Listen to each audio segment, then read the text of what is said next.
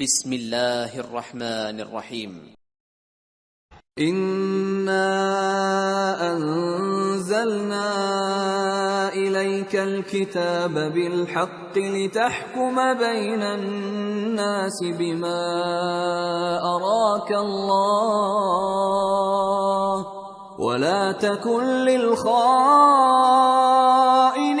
خصيما واستغفر الله ان اللہ کان غفورا رحیما۔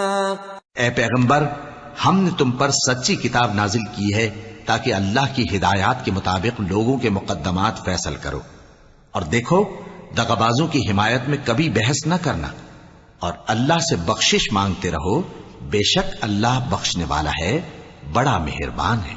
ولا تجادل عن الذين يختارون أنفسهم إن الله لا يحب من كان خوانا أثيما يستخفون من الناس ولا يستخفون من الله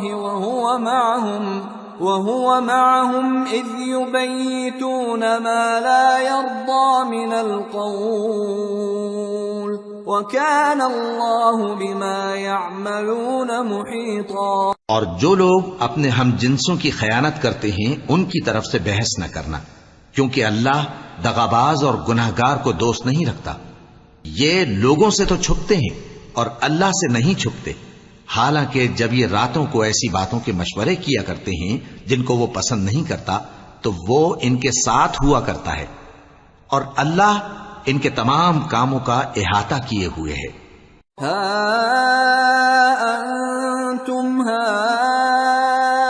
هؤلاء جادلتم عنهم في الحياة الدنيا فمن يجادل الله عنهم يوم القيامة أم من يكون عليهم وكيلا ومن يعمل سوءا أو يظلم نفسه ثم يستغفر الله يجد الله غفورا رحيما۔ بھلا تم لوگ دنیا کی زندگی میں تو ان کی طرف سے بحث کر لیتے ہو، سو قیامت کے دن ان کی طرف سے اللہ کے ساتھ کون بحث کرے گا اور کون ان کا وکیل بنے گا؟ اور جو شخص کوئی برا کام کر بیٹھے یا اپنے حق میں ظلم کر لے پھر اللہ سے بخشش مانگے تو اللہ کو بڑا بخشنے والا، بڑا مہربان پائے گا۔ وَمَن يَكْسِبْ إِثْمًا فَإِنَّمَا يَكْسِبُهُ عَلَى نَفْسِهِ وَكَانَ اللَّهُ عَلِيمًا حَكِيمًا۔ وَمَن يَكْسِبْ خَطِيئَةً أَوْ إِثْمًا ثُمَّ يَرْمِ بِهِ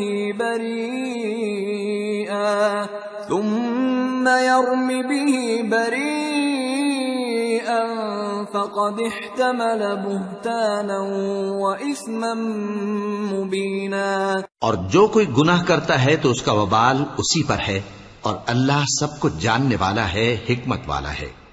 اور جو شخص کوئی قصور یا گناہ تو خود کرے لیکن اس کا الزام کسی بے گناہ پر ڈال دے تو اس نے بہتان اور کھلے گناہ کا بوجھ اپنے سر پر رکھا۔ صدق اللہ العظیم۔